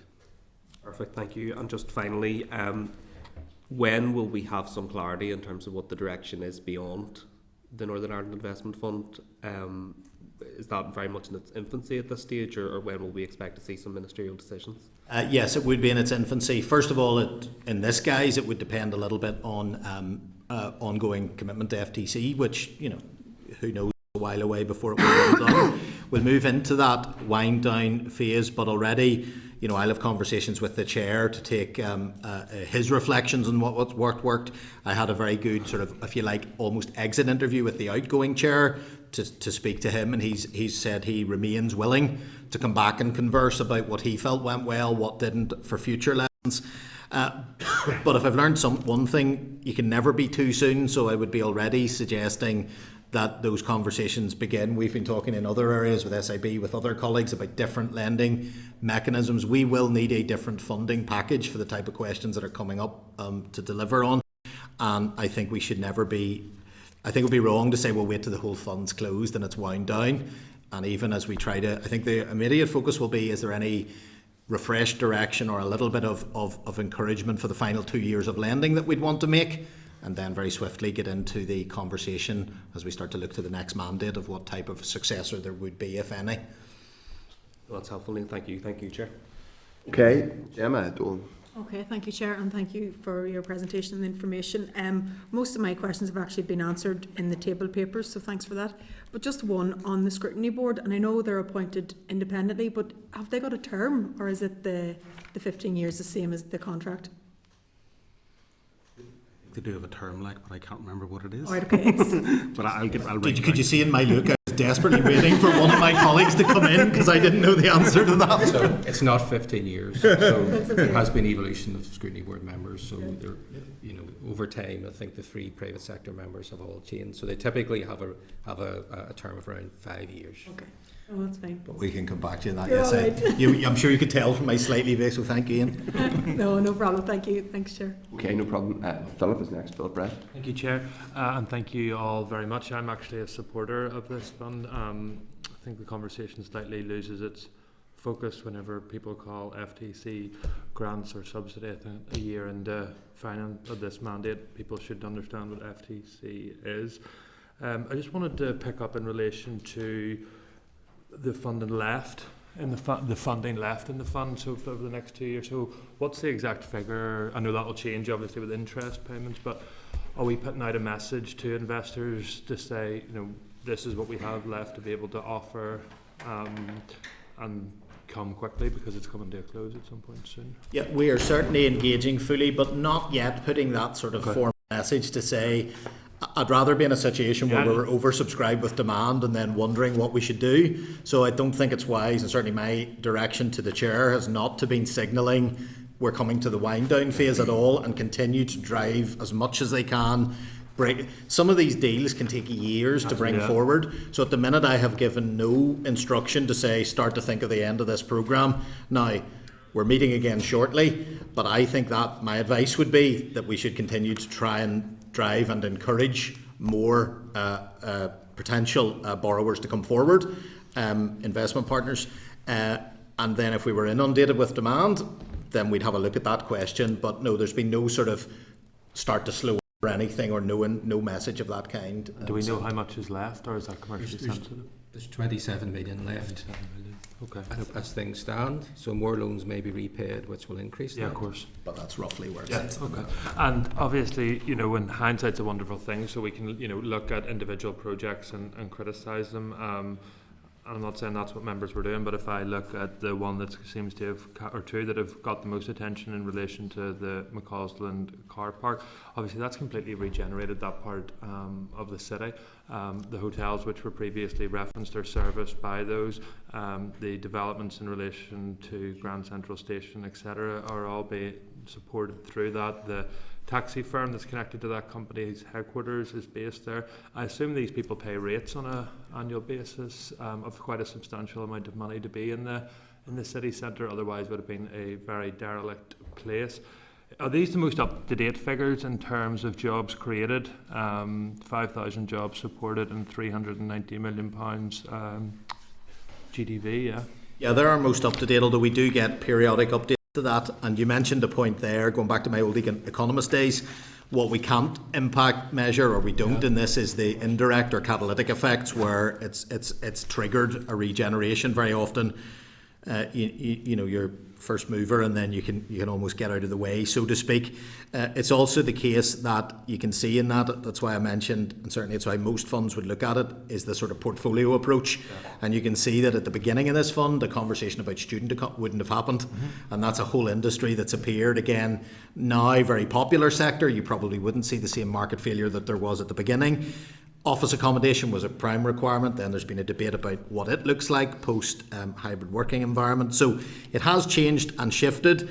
And I take other members' comments about the ability to corral that, I think you also have to accept a little bit of what the market's asking and looking for too. Tells you some story about what the demand profile is. Are you provided with a list of projects that the board haven't recommended for not supporting? Yeah, we get updates on the pipeline, but again, we don't get involved in the individual lending decisions, so we don't ask for each of their sort of decision making criteria, etc. Yeah, but I'm just wondering, is there like a generality in terms of what projects that the board have not supported to date? Maybe not. Projects come and grow. Yeah, of course. Yeah, ebbs and flows. So we are made aware of the projects in our pipeline and the Seabury and discussions around. Some of those come to fruition, some fall away.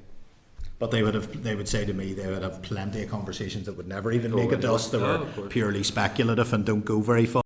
It's certainly been an important learning to me, and that would be one point I would make to earlier questions about a future successor.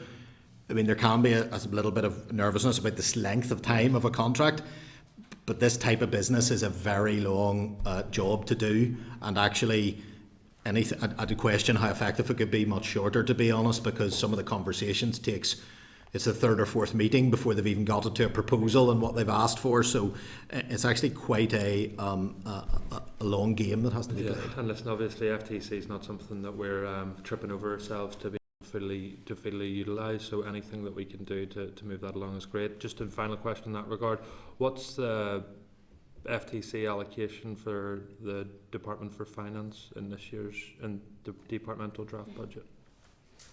You're going to get another one of those looks when I look 25-26. I think there's around 62 million. It's less than available to be allocated in 25-26. Yeah.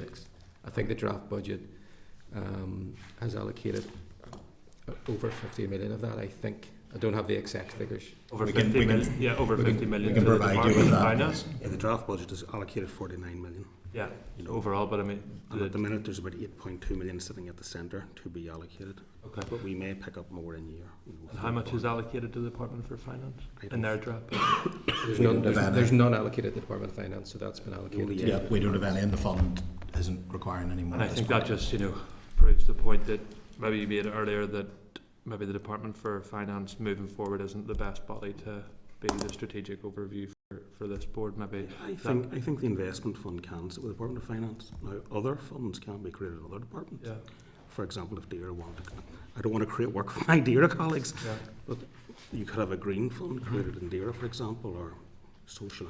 Yeah, I think there's no doubt that I would look to the way that we've been able to manage it, and excellently by colleagues around the table here. I'd be very confident we can do it. I think the question for me is, if it fits in a family of economic development lending, do we have those other networks as strongly? We've strong cross-departmental working. It's not that it doesn't work, but I think a good exam question would be, is this absolutely the right place for it? I just wonder, and it's a political decision, but whether it sits better at the centre in terms of under the executive office. Okay, I think those are all good questions for discussion. Terry Hargey. Again, thanks very much for your update, and I think this conversation is useful because I think, in fairness, everybody around the table is keen to ensure that any of these funds can reach their full potential, and without having an ideological debate on economics. I mean, I think what most of us would want to achieve is a more democratic economy, that it is democratised. I do think in terms of how we can target commercial activity to achieve greater social value and greater, environmental value and outcomes, I think is important, particularly in constrained budgets after 15 years of austerity, when you look at the impact of Brexit and all of that as well, and just when you look at the inequalities within our society. And I suppose for me, how we can utilise funds like this. So I was going to ask around, there's a review period. Obviously the fund is, whether you're going to say it's winding down, but it may take on a different phase. And I suppose for me it's the learning and what a potential new fund could look like, and also what the governance of that could look like as well. So, you do have a new economic strategy. You have addressed regional balance in terms of, looking at all of those issues. We have the local economic partnerships. There is the role of the 11 councils. So would you see a greater role in that? Because I know one of the key objectives of the fund, the second bit there, is to secure private sector and public sector leverage to achieve sustainable financial returns. So I'm just wondering, up to now, what public sector leverage has there been? What does that look like? Do you see the potential of more in terms of aligning to the local development plans, local economic partnerships, which would then start to look at that more localised social value and outcomes as well? And is that something you would see? And I suppose just in terms of, again, I know it was touched on, aligning to the programme for government going forward. And the other bit was around, I suppose, the governance, because I know it does say in this that even though there's a board, they don't make the decisions. That's the commercial partner in terms of CBRE. But would you see in a review process that should change, that there should be a wee bit more accountability and oversight built in terms of the role that a board could take going forward, in terms of they know the localities? And again, that takes me down to the membership as well. Because when we think of private sector, we often think, or people will often think, that it's the for-profit side of the private sector. And for me, there's a whole other element of that in terms of not-for-profit, around social enterprise, cooperative development, whether we're even looking at worker buyouts. Again, it's part of that balanced economy that we're trying to achieve.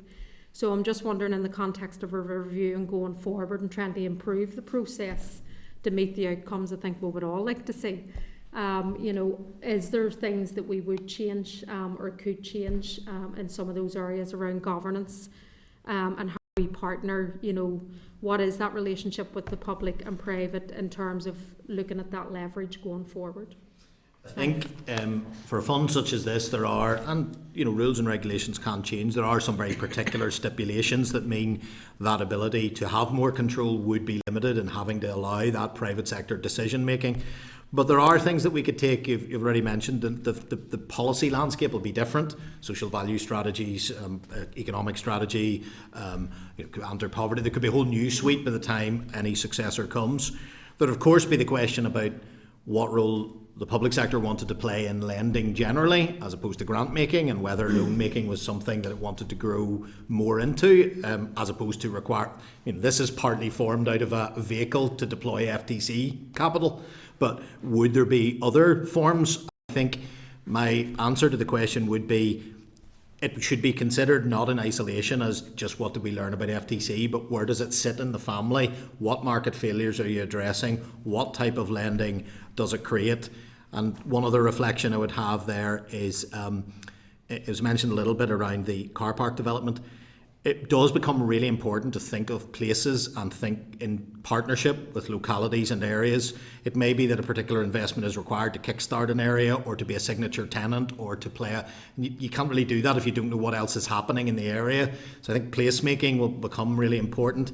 I think the question about this fund is partly what could work within the parameters that we were given and could operate and be legitimately allowed to use FTC capital.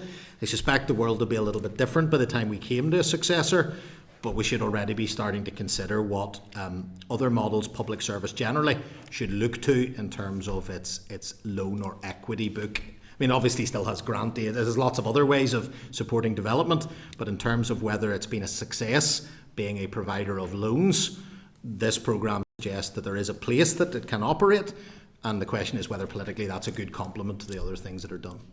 I'm just asking then, in terms of review, I mean, are you going to take this in the context of that wider piece of work? Because I agree, I think it is crucial. I mean, we had a presentation last week or 2 weeks ago on the Community Ownership Fund, and I think that's a type of fund that needs to continue. I would love to see a cooperative development fund looking at things like worker buyouts in certain sectors where that's needed or possible. And it's how you look at a suite of these supports and interventions across the board rather than in isolation of each other, because as you say, the local development plans, locality plan and place shaping is critical. Even, I mean, I suppose the negative of some of them developments is particularly that one on the Grosvenor Road. It's just how that looks in the end product isn't always good in terms of stitching neighbourhoods back into the city core and vice versa. So I do think in terms of that wider piece of work, it's important, and how that links into local councils and that locality planning piece, I think will be critical. So I would be keen to get an update in terms of how you would envisage taking a piece of work like that forward, looking at this fund, but how it knits into those other opportunities that could potentially be there. Yeah, certainly as we reach the point at which we'll start to look back at this and lessons learned, we'll fully engage with the committee on what way we're going to do that. I think we'll have an action coming out of that. I think Deirdre makes a fair point. Are you happy with that? Thank you. Paul Frew. Yeah, very quick. The Northern Ireland Investment Fund, it is what it is. It's basically government leverage to unlock FTC into the private sector. The terms of, or the aims of objectives to secure private sector, public sector leverage, yep, 100% agree, and you can see that manifestation in the list of loans given out. The one that's always sort of made me scratch my head is to address market failures. Is there any failing markets that you're loath to touch, or that the operators are loath to touch? I couldn't speak fully on behalf of, they've been given the kind of sectoral mix and been asked of those conversations. I'm sure they make their own risk assessments and assessments of looking at data on paybacks, but I couldn't speak to those decisions that they would take in that space as to whether they have sectors that they feel less comfortable trading in. They need their expertise. They need to be able to sit in front of the potential borrower and say, do I believe that they'll be able to repay this capital? And I think that probably means they have their own sectoral focuses and expertise, but I couldn't speak to those. I wouldn't be privy to those conversations. You've sort of answered my next question, which is the only real criteria here at Brussels is the ability to repay. Yeah, and we set them targets in our economic development goals, and we've set quite a broad, at the original outset, it was quite a broad church of what you could do. In hindsight, that being narrower probably would then have needed to be revisited quite frequently, and you might come to that party too late and then the investment has been missed. So giving it quite a bit of flexibility and accepting that maybe not every project will quite be where you want is probably, in my view, the best you can hope for in a portfolio type investment programme like this. Will there be a job of work to compare this Northern Ireland Fund, investment fund, with other relevant or similar funds in GB? Ones that come to the West of England Combined Authority Fund, the North West Evergreen Fund, similar investment or loans, similar numbers of projects invested in, maybe a different type of investment in the Evergreen Fund, but will there be a benchmarking exercise there as to the effectiveness? Yes, almost certainly. When we think about what we'll do as a kind of lessons learned and look back, that would definitely fall within the remit of that. And also the expertise of both fund managers and indeed the scrutiny board to see whether the mix that we had reflected something very particular about the local labour market, and their expertise in that will be very valuable insight. But yes, recognising every place is different, we will certainly, the advantage with this particular fund manager was that they have lots of funds. They'll be able to give us an assessment of how they feel the Northern Ireland market has been as a market to trade in, and I think that'll be valuable insight for us. We had a number of people compete for this contract at the time, which was encouraging as well, and we also want to be, for want of a better word, and I've said this in committee before, a good customer too. We also want to be a public sector that others want to work with, be that contractors bidding for work or be that, and having this type of I like much is the wrong phraseology, but this empowered leadership where you set up a board, you take your scrutiny from that, you report in aggregate and you look back. I think actually there's some merit in that as part of the overall composite of lending and support that you offer. But yes, we would absolutely look to that as part of that looking back and lessons learned. How does it compare to other places? What have been the particular nuances? And indeed those experts, why do they think the difference is the way that it is here? And is that to do with our labour market structure or the type of businesses that are operating here? I think that will be very valuable insight. Okay, thank you. Thank you. And I mean, I should say, and I've been so repetitive about FTC being spent that it's important to say, it is very important that it's spent, but it's also important that it's spent for a purpose. Can I just clarify a couple of things? One, FTC is, when we say, that the loan incurs losses, it's important to say that's not any, it doesn't, first of all, because it's not public money, it doesn't come off the block grant. There's no impact. So there's no impact on the departments on the block grant or Ardell. Am I right in saying the only impact is that once if you lent to if a loan went bad, or if a loan went bad, and of course even a loan going bad with a social value attached, if that was a regeneration project, it might go bad but still might also partly develop a social good because it might have regenerated an area. It's just that it's not as commercially straightforward as a hotel development, for example. But that doesn't cost exactly anything, as it were, other than the hypothetical, the fact that if you had held on to the FTC, you could have used it to reduce loan repayments. Yes, I mean, we will have to give that FTC back to Treasury at some point in time, or at least 80% worth of the initial FTC we got, because there's that 20% built in for risk. Exactly, and this is the point. The 20% built in for risk, isn't that there designed to suggest that you do need to do more than just effectively commercial lending? And we as an executive do, so there are loans, for example. So, for example, DFC have a loan scheme. And I'm very welcoming of that, and I'm glad to see the Minister doing more in that. I think fair play to him in that. And I think it's just important for people to understand that the corollary of it not being public money, so not calling it subsidy, is that it's never a loss to Ardell, to public money that might otherwise go on a capital project like a road or a railway. It's a different type of thing. Mm-hmm. So it's sort of designed to, in a sense, incentivise social value. It incentivises risk, but it also allows loans to be given out. The one I talked about that the DFC Health gives loans to founding community sector at essentially zero interest, because it doesn't need to make the same state aid rules. So there are FTC can be given out at lower zero interest in certain circumstances. Indeed.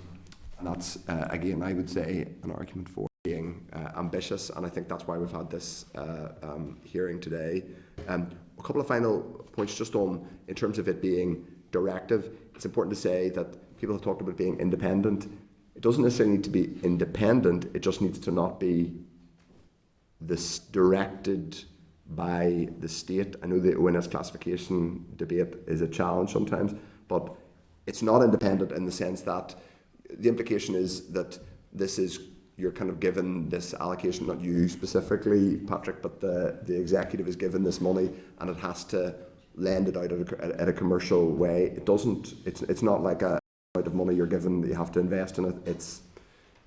it has to be given the private sector. So given It can't be given the private entities, sector. yeah. The But as fund- Deirdre said, private sector doesn't mean necessarily. It just means not for public profit. sector. Yes. The fund is a private sector entity. So if we had more control over the fund, it may not be perceived as a private sector thing.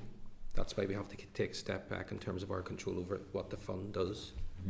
But we still, as you remarked, we have the ability to, we've obviously set up the original investment parameters, and we have the engagement regularly with the scrutiny committee to provide Otherwise, it's strategic direction, for want of a Otherwise, better word. like it's different from, you know, like, so for example, the British Business Bank creates estate-backed lending with specific outcomes in terms of supporting specific, but that's classified not as public spending because it's a, so I guess what I'm trying to get at is there's nothing stopping us being more directive in terms of the kind of stuff we support. Do you want to come in again, Deirdre? I was just going to emphasise the same point, because like housing associations are Yes. classified in the private sphere. There's obviously the conversation around what the housing executive can look like, and obviously the impact on, it's just making sure we're not being too arm's length when we're looking at the review period. I mean, I'm granted this was set up 15 years ago, there's a contract in place, but going forward, you know, is there a bit more oversight, a bit more agility, that it's not just for profit, as I say, and how even the commercial aspects can have more social, environmental, you know, kind of outputs to it. So it's just maybe pushing the boundaries a wee bit where we can. And, you know, where are the boundaries, I suppose, understanding that a wee bit more. Yes, it certainly wouldn't have been a sign a contract and we'll see you in 15 years. You know, we do have 6-monthly engagement with the scrutiny board personally at my level. As an SRO, it's not delegated to say, this is where we need to be going. Obviously, I have more political direction now to help with that engagement and that conversation. But even when the absence of political institutions, I still had those meetings every 6 months. So, as you say, it's not, we can't be directive because it wouldn't meet the classifications, but it doesn't mean we're not meeting and having strategic conversations. The difference is that you going and saying you have to give money to that factory, which you can't do, but you can say, you, who we are paying a fee to, we're paying you a fee on the basis of you getting this state-backed finance to this kind of factory that creates these kind of jobs in this specific area. That's exactly what this money is for, but we're not really using it for that at the minute. I mean, just one final example is, you take the college, for example. So we, CBRE, I know, are having conversations in the Northwest with potential developers looking at potential student accommodation projects. It's just one example of the sort of thing that goes on beneath the surface of the fund. I hope there is more ambition. I think I've made my points. Others have made points. There's been very useful questions. I would say I hope to see more value add in the environmental and social side and specific types of good jobs. Not to have a dig at hotel rooms and parking spaces. They are important, but I think we can do better, and I hope we do. But it sounds like there is ambition in that space. So can I ask that we are kept abreast of all those policy developments? Sounds like the conversations are happening. I think our committee would welcome, and I'm sure indeed the economy committee too, given that it crosses different sectors, would really genuinely appreciate being kept specifically abreast of some of those developments. I think that's it. I'm not sure we have any other specific homework, but we would like to be kept abreast of any policy developments in this area. Okay, thank you very much. Thanks for your time. Thank you, members. Good to see you all. Thank you. Steve outside, if someone's going to say, if you see Steve Aiken in the corridor, you send him back. Tell him that. All right. Okay, members. Okay, members, now, I don't think we have any follow actions, do we?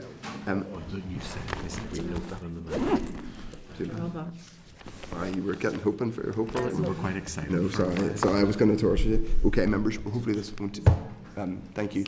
So,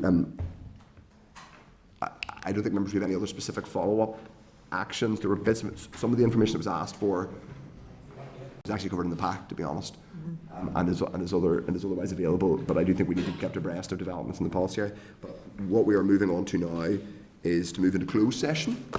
And the reason we are moving into closed session is we are discussing, we habitually discuss this in closed session. It's not for anything other than good reason, but it's about, because there are... Committee Room 21. Sound.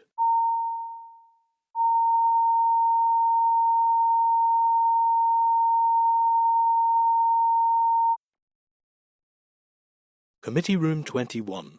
Sound.